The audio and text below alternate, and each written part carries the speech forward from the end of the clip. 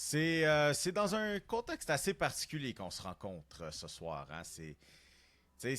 La saison en soi de la triple menace n'est pas terminée, mais on se rencontre dans un contexte où les finales au basket et dans la LNH sont terminées. Donc on se parle aujourd'hui, puis il y a plus de série. Il n'y a plus de saison. Il y a juste Non. l'entre-saison. Ouais. Mais c'est un drôle de feeling, n'est-ce pas? Ça annonce que la Saint-Jean, ça s'en vient, là. Oh Oui, oui. oui. Ouais, mais d'ailleurs, les Panthers qui l'avaient gagné, d'ailleurs, leur première du back-à-back à Saint-Jean, me semble. Le match Oui, oui, oui. Je me souviens, j'étais en voyage à ce moment-là. C'est Effectivement, vrai. je me souviens. Tu étais Ouais. dans les Europes. Yes, la coupe c'était gagné à comme 4-5 heures du matin pour moi. Fait que, oui, c'était spécial ça. Es-tu resté levé pour regarder ça? Non, non, quand même pas. On avait un horaire, une petite T'as heure. t'as pas fait le classique que moi j'avais fait quand les Raptors étaient en finale. Moi, je me levais aux petites Non. heures du matin dans les Europes Non. pour regarder ça. Mesdames et messieurs, bienvenue à cette édition du 15 juin de la Triple Menace. J'espère que vous portez bien. J'espère que vous avez apprécié cette saison de hockey. On va parler un petit peu de cette finale avec Pierre-Olivier Poulain, Félix Forget et moi-même, Emilio Constanza. On va parler bien sûr aussi de ce qui s'est passé au basket, les Knicks qui sont champions et restez à l'affût parce que pour la dernière demi-heure et un peu plus là, de l'émission, on parle avec nul autre que Maxime Trouman, PDG, même si, vous allez comprendre assez vite qu'il n'aime pas le titre de PDG, du site Dans les coulisses, où notre cher Félix écrit occasionnellement sur les nouvelles analyses autour du monde du hockey. Mais surtout que Maxime Trouman est bien impliqué pas dans les négociations, mais il est bien à l'affût de ce qui se passe avec le stade olympique. C'est ces fameuses rénovations dont on n'arrête pas d'entendre parler, j'ai l'impression. Alors, restez à l'affût, belle discussion. Et bien sûr, on parle un petit peu de Coupe du Monde avec lui parce que, ça donne que c'est en ce moment la Coupe du Monde. Puis, on parle aussi un petit peu du Canadien très brièvement parce que, tant qu'à la voir, hein, on s'est dit qu'on allait le faire. Alors, messieurs, Ben oui. Coupe du Monde, avez-vous regardé un peu à date? Je pensais pas m'impliquer tant que ça, au moins pour le début du tournoi, peut-être les phases éliminatoires peut-être, mais je me suis quand même surpris à 15 h vendredi de me mettre devant la télé avec Canada, Bosnie-Herzégovine, et j'ai écouté les 90 minutes au grand complet. Et une bière. Non, parce que je travaillais. Ah, pas ça. Bon, on va pas ça à la job. Non, tout de même. Tout de même. Félix, toi? Ah, non, man. L'intérêt, il est juste pas. Puis, tant mieux pour tous ceux qui en ont beaucoup. C'est un grand moment, puis tout, mais l'intérêt, il est juste pas, man. Dans le fond, Félix, t'as le même rapport avec la Coupe du Monde que moi avec les Jeux Olympiques, mettons. Ouais, mais moi, l'intérêt est là pour les Jeux Olympiques, c'est ça la différence. Non, mais c'est ça. J'ai- Mais tu sais, c'est ça. Tu sais, on a le Ouais. même rapport similaire par rapport à. Ouais, ben tu sais, puis je comprends, c'est un événement vraiment cool, puis tout, mais tu sais, je suis pas un fan de soccer de base, puis je m'improviserai pas fan de soccer pendant un mois, juste parce que c'est la Coupe du Monde, puis tout, puis ouais, non, tu sais quoi, peut-être que si l'Italie était là, je serais plus à l'écoute. Oh oui, parce que Donc, Félix Forger est certified Italian boy, là. Exact, Ouais. j'ai des origines, mais- c'est plus fort dans la famille, mais l'intérêt n'y est vraiment pas. Vraiment, Non, mais- puis force à ceux qui l'écoutent, bien content pour vous, mais plus ça sans moi. Je pense que le fait que l'Italie soit là, finalement, ça prouve que la FIFA n'est pas corrompue. Je ne vais pas. Je vais plaider le 5e amendement là-dessus. Ouais, exact, Je exact. ne suis pas Bien. citoyen américain. Pour les biens de la cause, il s'agit d'une blague. D'ailleurs, toutes les équipes qui, pendant le tournoi, mais ils rentrent sur Sirius de Alan Parsons Project, comme si c'était les Bulls des années 90. C'est comme si tu demandais à quelqu'un comme « Ah, c'est quoi les États-Unis pour toi? Ah, Michael Jordan. » Mais tu sais, c'était il y a 30 ans, tu sais, c'était... Mais bon, que veux-tu? D'ailleurs, Mio et moi, on a googlé aujourd'hui pour savoir à quel point Alan Parsons Project a fait des royalties sur la chanson Sirius à cause des Bulls. Puis, surprisingly, pas tant que ça. Pas tant que ça. Ben, je veux dire, c'est sûr que ça a amené des écoutes, j'imagine, sur les différentes plateformes, puis des CD achetés, pour ceux qui se rappellent de ça, ou même, c'est encore en cassette. Ouh, pop. Mettons 97-98, là, c'était... Ben, les CD sont là, ça, c'est sûr. Ben, on va dire des CD, on va y aller. Mettons, les bons vieux... Moi, j'ai connu les CD gravés, là, au moins, là. Hey, tu sais quoi? Je vais faire aucun parti pris, puis je vais dire, ils ont vendu des vinyles. Hein? C'est bon, ça. On l'a. T'es safe. Oui, exact. Je sais que peu importe, il y en a qui étaient là-dessus. OK. On les a mentionnés, les Hurricanes de la Caroline. Messieurs sont champions de la Coupe Stanley au bout d'une série de 6 matchs contre les Golden Knights de Las Vegas. Ben, d'entrée de jeu, je veux dire, ça fait longtemps que les Hurricanes ont cogné à la porte. Ça fait une couple d'années que, bon, ils se rendaient en finale de conférence et ben, des sorties assez pitoyables, on va se dire. Peut-on finalement dire mission réussie? Oui, on peut dire mission réussie pour cette équipe-là, ce noyau-là et tout. Puis, tu sais, ça reste le même noyau qu'on a vu depuis quelques années avec Sébastien Aho, Seth Jarvis, Andrei Svechnikov, Jacob Slavin. Puis, tu sais, on pourrait même mettre Frédéric Anderson dans ce bateau-là, même si, bon, c'est une autre histoire, on y reviendra. Mais, tu sais, ça reste le même noyau que depuis plusieurs années. Et la différence, c'est que cette année, on a vraiment réussi à trouver les bons morceaux pour bien les encadrer. Je pense à Keandre Miller qui a été une bête dans ces séries-là. Ça, c'est dominant comme run de série pour Keandre Miller. Nicolas Ehlers, j'ai tellement de respect pour Nicolas Ehlers. Chapeau à la fois ce qu'il avait sauvé Jake Evans. Mais tu sais, c'est dans la finale de l'Est contre le Canadien, puis la grande finale, Nicolas Ehlers a été dominant. Et capitaine Jordan Staal aussi, il faut en parler, les récipiendaires du Conn Smythe, que je suis pas particulièrement d'accord, mais difficile d'être difficile d'être contre ça considérant sa finale. Écoute, les Hurricanes, on l'a souvent dit, c'est un effort d'équipe. C'est une équipe qui se base sur un système plus que sur des performances individuelles. Et malgré des séries difficiles pour Sébastien Aho et pour le premier trio de cette équipe-là, on a trouvé des moyens de gagner. 16 victoires, 3 défaites seulement. C'est une run spectaculairement Je pense dominante. pas qu'on en parle assez de comment c'est 16 et 3, tu sais, nonobstant la compétition qui était en face quand on regarde ça, là, mais, man, 16 et 3. Faut C'est que quelque chose. Faut que tu gagnes ces matchs-là. Puis c'est drôle, hein, parce que, tu sais, sur la glace, il y a à peu près le même noyau. Tu as parlé des joueurs. Rob Brind'Amour aussi derrière. Aussi, oui. Derrière le banc. Mais au 3e étage, Eric Tulski, qui est à sa 2e saison avec les Hurricanes, dit les gars, je veux vous ramener un vendredi soir, me semble, de janvier 2025. Un vendredi soir. Je me souviens, c'est que j'étais, à ce moment-là, j'étais au Marquis de Jonquière pour le travail, quand Hockey Twitter a complètement explosé, puis que Mikko Rantanen s'en venait avec les Hurricanes. On s'était dit, bon, OK, c'est la transaction malade que les Hurricanes fait. 6 semaines plus tard, les Hurricanes rééchangeaient Mikko Rantanen à la date limite des transactions pour aller chercher aux Stars de Dallas, finalement, parce que Dallas le voulait à ce point-là. Et de ce qu'on semblait comprendre, Mikko Rantanen voulait signer une prolongation de contrat à Dallas. Ouais. C'est drôle, hein? Puis je pense que c'est aussi peut-être un petit reality check qu'on a besoin de se faire, nous, les fans de sport et tout ça un peu. Ne jamais juger une transaction tant qu'elle n'est pas complètement déployée. Le meilleur exemple que je peux vous donner, c'est quand Erik Karlsson s'était fait échanger des Sens à San Jose. On pensait que San Jose avait volé complètement les Sénateurs d'Ottawa. Moi, je fais juste dire que Tim Stützle était un membre des Sénateurs à cause de cette transaction-là. Il faut dire aussi que cette deuxième transaction de Mikko Rantanen, qu'on qualifiait déjà de fiasco pour les Hurricanes de la Caroline, donne Logan Stankoven et Taylor Hall. Ouais. 2 des gars du meilleur trio de ces séries éliminatoires-là. Ben, en fait, juste petite correction, Taylor Hall était venu dans la première transaction, c'était un échange de 3 équipes, mais toute la saga Rantanen, on a eu Hall et Stankoven au final. C'est vrai. Fait que pour moi, c'est... Puis Eric Tulski arrivait comme un profil un peu, je dirais pas bizarre un peu, mais un peu hors du paradigme, un peu qu'on sortait des directeurs généraux de la Ligue nationale un peu.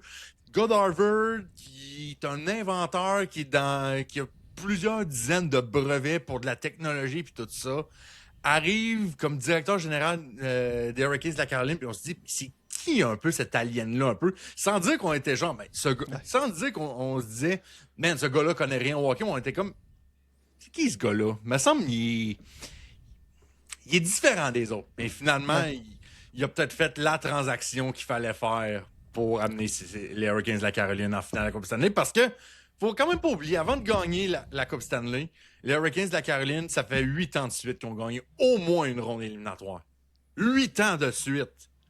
Ah non, C'est fou, man. c'est complètement ça fait longtemps, puis je pense que cette saison, les acquisitions, tu dis que c'est sa deuxième saison en tant que DG, mais je pense qu'il a déjà laissé sa marque, les gars comme Taylor Hall, qui ont été mentionnés, mais aussi quand même réitérer la confiance en Rod Brind'Amour, parce que c'est sûrement on record sur ce podcast-là, puis je vais pas prétendre que moi, personnellement, en tout cas, que j'étais un grand Manitou, que les Hurricanes allaient l'emporter. Je veux dire, on était à l'unanimité ici à dire qu'il allait se faire sortir par les Canadiens. Hein. Mais sûrement, dans les 3 dernières Coupes Stanley qu'on a faites sur ce programme, je pense qu'il y a au moins une fois que l'un d'entre nous a sûrement mentionné que à quel point est-ce qu'on va continuer à se péter à la face, puis juste de déconcrisser ça, puis de reconstruire. T'sais? Au moins changer d'entraîneur.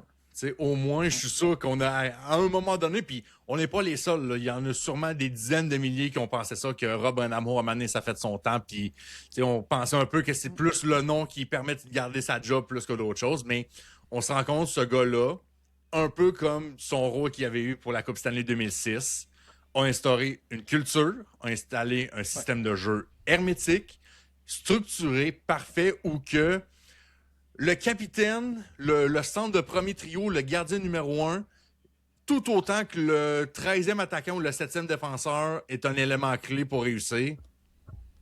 Finalement, on réussit enfin à aller chercher cette coupe qui manquait véritablement aux Hurricanes dans toute cette épopée-là.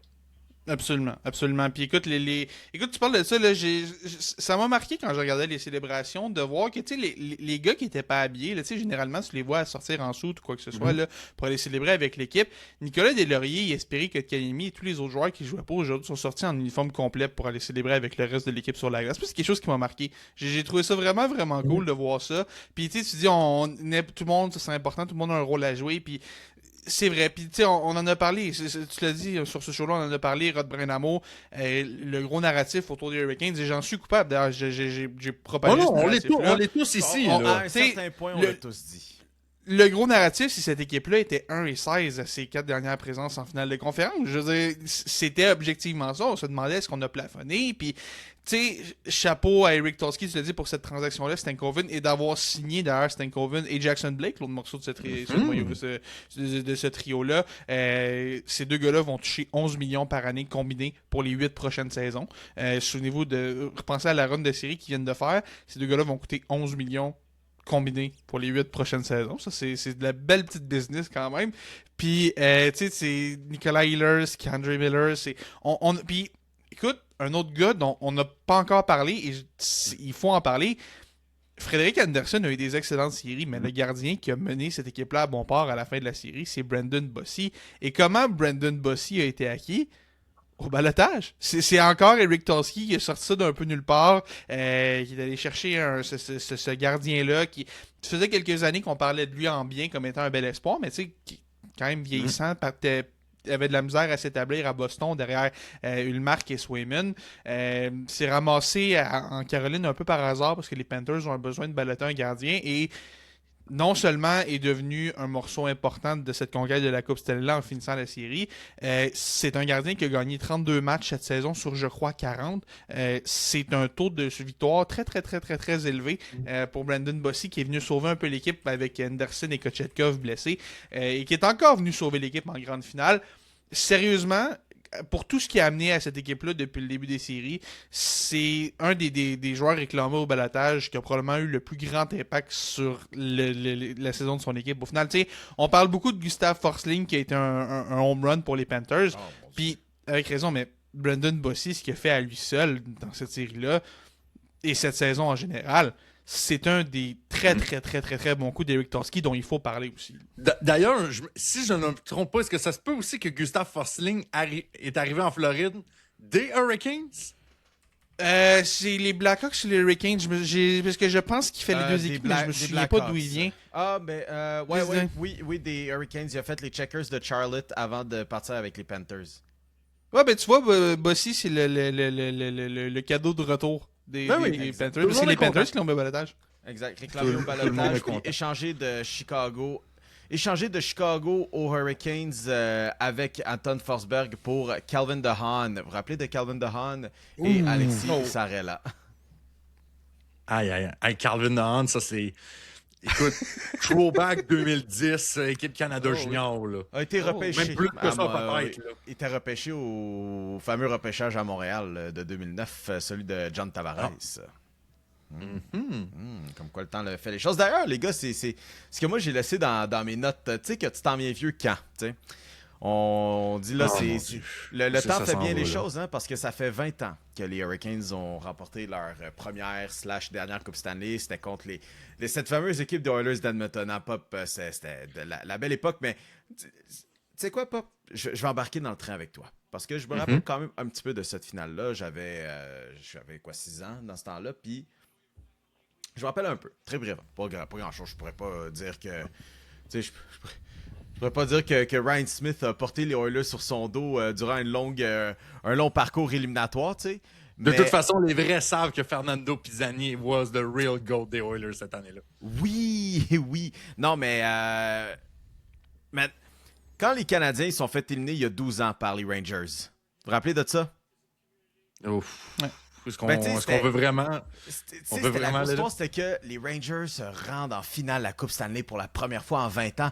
Mais tu sais, c'était les années 90, tu sais, ça fait longtemps ça. Bon, finalement, maintenant, là, il y a 20 ans, 2006, je pense que c'est un bon reality check comme t'as mentionné tantôt, Pop, là, qu'on on est rendu vieux. La première année post-lockout, hein, faut aussi se rappeler que le lockout de la Ligue nationale a déjà plus de 20 ans. Là. Le lockout de la Ligue nationale est en âge d'être à l'université en ce moment. Moi, je me souviens plus de 2012-2013. C'est que ça va, j'ai comme encore un peu de temps. Ben, il n'y a pas Mais vraiment eu ça s'en vient. 2012 dans 2012. Ben, c'est ça, tu sais, le lockout de 2012-2013, Ouais, c'est ça. Ben, ouais. la saison 2012-2013, c'est celui-là, je me souviens plus. Mais, C'était 2013 parce que ça a commencé le 19 janvier. ben, tu vois, c'est ça, j'ai encore un peu de temps avant de me rendre là. Mais non, moi aussi, c'est vrai que c'est. Et il Prends de l'âge. il documente bien dans 24CH. Tu sais, j'ai regardé ça, 24CH. Oui, je m'en La souviens. première C'était- saison, là. Quand Puis là, c'était- quand c'était Gaudit. Wow. Quand t'as Michel Terrien qui est démoli sous ban là, dans le vestiaire, oui, je me souviens de ça. Et Michel Terrien qui, durant le camp d'entraînement, il crash out parce qu'il veut la rondelle. Il dit « Give me the puck. I want the fucking puck. » Il rate son shootout, puis il y a le tabarnak de calice. Throwback. De la télé comme on pourrait plus en faire aujourd'hui. Exactement. Pop, dans toute cette discussion-là sur les Golden Knights, quel constat peut-on faire? Parce que on sait, bon, ils ont eu une saison en dents de scie. En tout cas, ça s'enlignait certainement pas super en fin de saison. Décide avec 8 matchs au calendrier de crisser Bruce Cassidy dehors. Alors, toujours, techniquement, peut toujours parler à personne en ce moment. Et, mais, amène- Puis je crois aussi que selon le règlement, Bruce Cassidy aurait le droit. Ça serait au choix de l'équipe, là, fait que ça arrivera pas, là. Mais je pense que au règlement, il aurait le droit d'avoir son nom sur la Coupe Stanley. Ah, mon Dieu. Oh. Mais je pense que c'est au choix de l'équipe. Fait que. Ah. Pas sûr. Pas sûr. Ben, les Hurricanes le mettront pas, là, mais si Vegas avait gagné, ça aurait Ouais, été- non, c'est ça. Mais même ça si aurait été Vegas ça. avait gagné, pas sûr. Ça aurait été drôle. Ça aurait été Au moins, regardez, il l'a eu en 2023. Ben oui. C'est ce qui compte. Mais quel constat peut-on faire? Parce que c'est John Tortorella qui, encore une fois, finalement, il n'y a pas 9 vies, ce gars-là, il y en a 12. Il revient avec cette équipe-là. Ouais. Les mène jusqu'à la finale, à 2 victoires de la Coupe Stanley quand même, ce qui est pas rien. Quel constat est-ce qu'on en fait pas? Chaque année, là, depuis 4-5 ans, là, je me fais comme une petite liste personnelle de qui est mon joueur découverte des séries de la Coupe Stanley. Il y a 2 ans, c'était. Me semble, il y a deux ans, je me rappelle, c'était Mason Lohrei, l'année passée, il y a 2 ans avec les Bruins de Boston. Je me souviens plus exactement c'était qui l'année passée, puis là, cette année, je triche un peu parce que, tu sais, ce gars-là est connu dans la Ligue nationale, tu sais, c'est un vétéran puis tout ça, puis tu sais, il n'y a pas besoin de présentation pour ceux qui suivent un peu minimalement le hockey. Mais ces séries-là m'ont forcé à m'excuser publiquement sur William Karlsson parce que j'étais unfamiliar with this game. Parce que, Mon Dieu. tu sais, oui, John Tortorella, son arrivée, ça a donné le petit boost nécessaire au Golden Knights pour bien finir la saison, arriver en séries éliminatoires et tout ça. Mais cette équipe-là a vraiment pris son élan en deuxième ronde contre les Ducks d'Anaheim quand William Karlsson est arrivé. Parce que, je sais pas si vous savez, là, mais après Jack Eichel, là, la profondeur au centre à Vegas, c'est pas ce qu'il y a de plus extraordinaire. Mitch Marner a fini la saison régulière au centre, soit dit en passant. Je fais juste... Puis il a joué une bonne partie de la saison au centre. Il a pas joué 2-3 matchs, il a joué une bonne partie de la C'était pas saison. juste à la fin, là. C'était pas juste à la fin, ça a été un bon bout, là.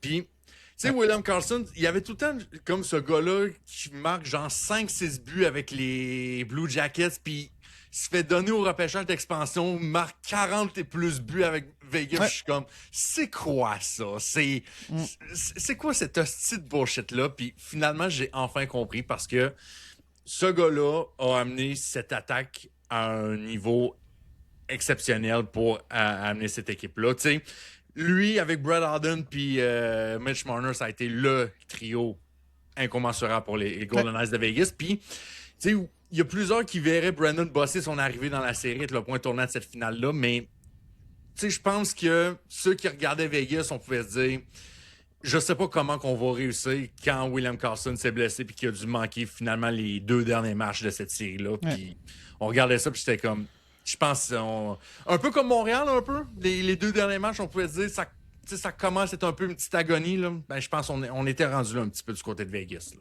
Ouais, absolument. Puis tu sais, on l'a vu, moi, quand Carlson s'est blessé, puis t'as vu l'entraîneur, le thérapeute, peu importe, le médecin qui est venu dire à Tortorella ce qui se passait avec Carlson, puis tu l'as vu dans le non-verbal de Tortorella que c'était un coup très, très, très, très dur. Tu sais que c'était une blessure très sérieuse, puis que, tu sais, Tortorella, c'est comme, fuck, man, je sais pas si j'ai des solutions pour ça.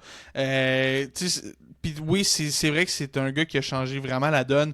Puis tu sais, même les 2 derniers matchs, on a un peu moins vu Mitch Marner. Là, les mauvaises langues vont dire que Mitch Marner se retrouve à jouer des matchs 5 et 6 contre une équipe de l'Est, puis soudainement, il n'y a pas de points. Ce qui est drôle, ça me fait rire. Mais, tu sais, c'est vrai que perdre Carlson, perdre ton joueur de centre, c'est pas facile. Harden aussi, qui est devenu beaucoup plus effacé après ça.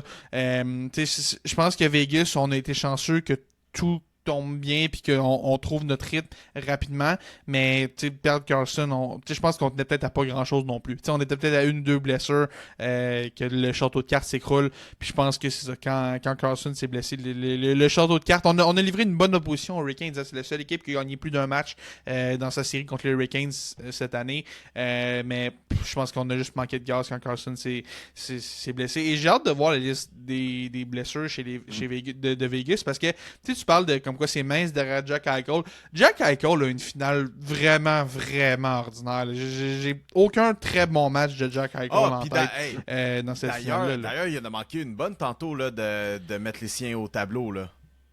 Ouais, mais tu sais, puis j'ai l'impression que tu peux dire ça une fois par match de Jack Eichel dans cette série-là. Tu sais, t'es le centre numéro 1 de ton équipe, un des meilleurs joueurs de centre. Dans la serpent mordu, là, il était haut dans cette catégorie-là, dans cette finale-là. Là. Mais tu sais, même, tu peux être serpent mordu, puis serpent mordu, ça reste en passant. Tu sais, dans la catégorie serpent mordu, là, tu peux l'être, mais quand t'es Jack Eichel, premier centre, que t'as autant de talent, puis tout, trouve d'autres façons. Tu sais, si toi, tu marques pas, ben arrange-toi pour que les gars autour de toi marquent, puis on l'a pas fait. Moi, j'ai été déçu, vraiment. J'adore Jack Eichel, je suis un gros fan de Jack Eichel, mais j'ai été vraiment déçu par sa finale. Puis ça amène à poser la question ultime. Si t'es Vegas et ou si t'es John Tortorella, est-ce qu'on continue le partenariat cet automne? Ben oui, parce que c'est ça ma prochaine question. Tu sais, es-tu capable de rattraper comme on dit, le lightning in the bottle? Es-tu capable de rattraper cette magie-là la saison prochaine dès jour 1 puis d'implanter un système finalement qui va fonctionner? Excuse Fix, mais tu avais mentionné la semaine dernière comme quoi Tortorella, ou il y a 2 semaines, connu plus relance, les équipes. Ouais. Est-ce qu'on est capable d'implémenter un système avec Tortorella dès l'année prochaine?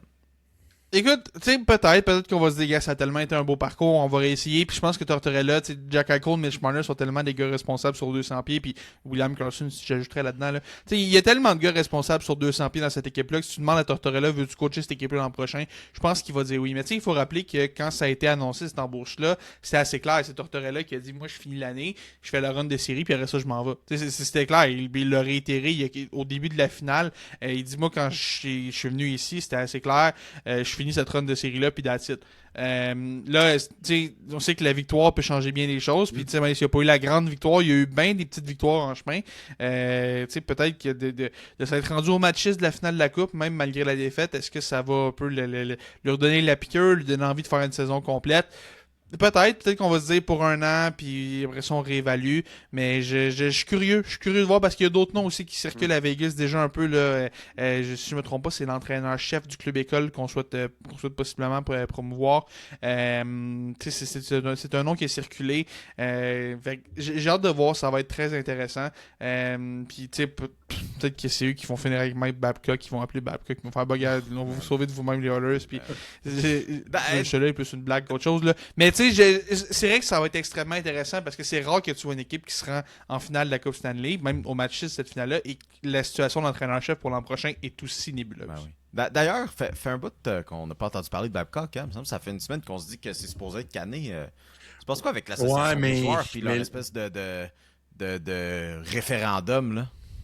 Ouais, mais c'est ça. Là, on est rendu à l'étape de l'enquête. Puis écoute, il y a des rumeurs qui commencent à sortir que la raison pourquoi il est vraiment, du moins qu'il aurait démissionné, entre guillemets, de Columbus, c'est pas pour les raisons qu'on pense. Bon. Fait que c'est de là qu'on va voir là-dessus. Mais moi, je pense il y a une dernière question aussi qu'on peut se poser après cette finale-là.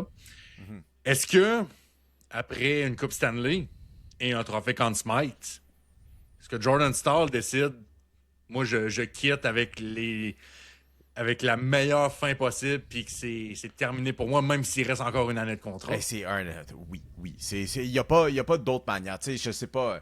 Est-ce que les Hurricanes peuvent faire back-à-back? Oui, puis tu sais, c'est souvent ça avec des équipes championnes. T'sais. Surtout dans cette décennie-là. On a déjà 2 back-à-back juste dans cette décennie en ce moment. Est-ce que tu te laisses tenter par une deuxième coupe coup sur coup? Je sais pas. Moi, je pense... Je vais être de cette opinion-là. Regarde. C'est pas juste la coupe que tu gagnes. Tu l'as dit, c'est le Conn Smythe.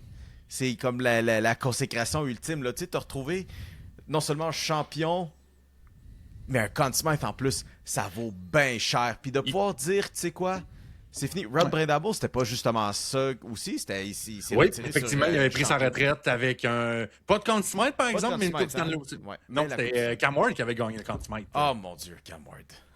Là, corps arrière des Titans, d'ailleurs. Absolument. Oui, mon carrière numéro 1.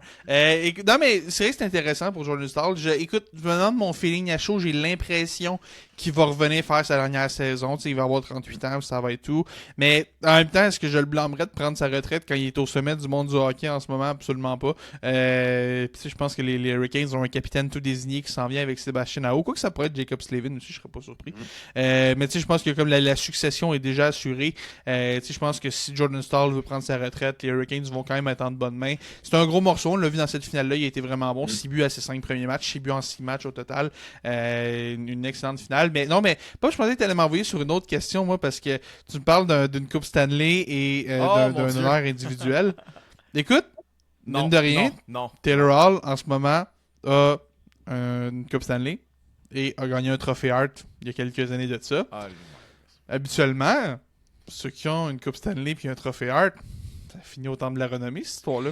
Et le pire, c'est qu'on parlait de Jordan Staal il y a à peu près 2 minutes, là, puis je me demandais la question. Non, Est-ce que Jordan Staal va aller au temple? J'ai envie de dire que non, Jordan Staal va pas aller au temple. Non, je pense pas. Le Hall of... Mais pas very good, the Hall of pretty good. Pretty good. Hall of pretty good. Pas very, mais pretty good. Mais je pense Taylor Hall aussi, là, tu sais, je suis pas sûr... tu sais, Taylor Hall, après son MVP, là, ça s'est calmé, là. Ouais, je sais. Ouais, oui. Ouais, non, mais... C'est pas un gars qui a vendu du rêve. Ça va être intéressant, tu sais. Cette finale a servi de rappel pour dire comme, hey, Taylor Hall joue encore. Oui, Taylor joue encore. Premier choix au total, un MVP, champion de la Coupe Stanley. Et legit, t'aurais pu sortir un argument peut-être un peu étiré, mais t'aurais peut-être pu sortir un argument pour le Conn Smythe aussi pour Taylor Hall. Oui, parce qu'il y a des super belles séries. En passant, si j'avais eu un vote, j'aurais voté pour Marner, Conn Smythe, là, juste, même malgré la défaite. On en a parlé la semaine passée, je pense que c'était encore lui qui le méritait, parce que c'est Jordan Starr, c'est l'MVP de la finale, mais le Conn Smythe, c'est l'MVP des séries. Je pense que Marner est encore le MVP de ça. Là. Mais, tu sais, Taylor Hall, si tu le dis, Pop, c'était pas un passager dans cette équipe-là. C'était un gros morceau des succès. On parlait de Stankoven, Blake. Hall était l'autre morceau de ce trio-là. Écoute, je pense pas qu'il rentre au terme de la renommée. Juste qu'habituellement, quand t'as le trophée du meilleur joueur individuel puis le trophée d'équipe par excellence, c'est toujours bien des gars. Le reste, c'est des side quests. Après ça, c'est des petites quêtes annexes que tu fais pour ton bon plaisir. C'est vrai. Mais après ça, je me demande, tu sais, la place de Jordan Staal dans le lore des Hurricanes. Écoute, s'il devait finir maintenant, là, sa place dans le lore est centrée pour l'éternité. Là. D'ailleurs, j'ai fait la recherche aujourd'hui, puis on passera au basketball après ça. J'ai fait la recherche tantôt. Est-ce que vous vous souvenez ce que les Hurricanes de la Caroline ont donné aux Penguins de Pittsburgh dans l'échange Jordan Staal?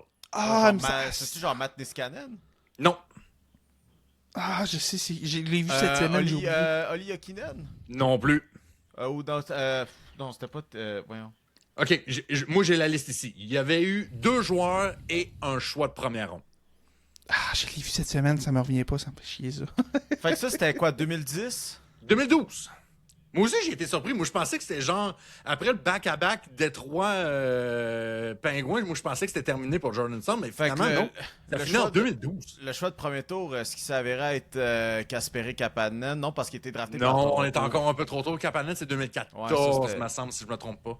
Ouais, fait que 2012. Puis le choix était en 2012? Le choix était en 2012.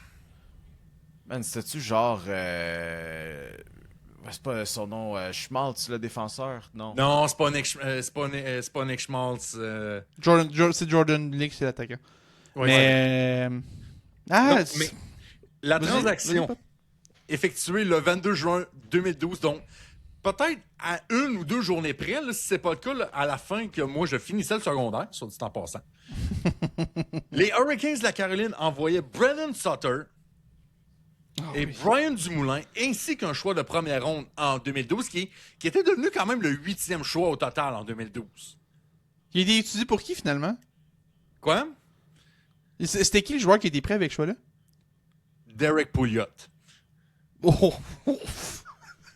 Ça, là, pour moi, là, quand je commençais vraiment à suivre un petit peu plus les repêchages puis l'espoir, là, tu sais, on a toute une liste de gars qu'on était convaincus qu'ils allaient devenir une star dans la Ligue nationale, là, puis ça a vraiment pan out, là. Derek Pouliot, c'est dans ma liste. Puis-je vous recommander d'ailleurs, je suis en train de compléter la lecture de Histoire de repêchage de Mathias Brunet, puis c'est même pas commandité rien, mais Christy de bonne lecture. Puis il mentionnait d'ailleurs, on parlait de joueurs qu'on pensait que, et tout un bon chapitre sur le repêchage de 2005, puis Benoît Pouliot. Légende du Canadien qui est devenu une légende du Canadien. Il est revenu à Montréal, ils ont fait le même coup qu'avec Denis Savard en 93. Pas gagné. Un peu moins spectaculaire, maintenant. Ouais. Je m'en sais pas dessus. Mais bon.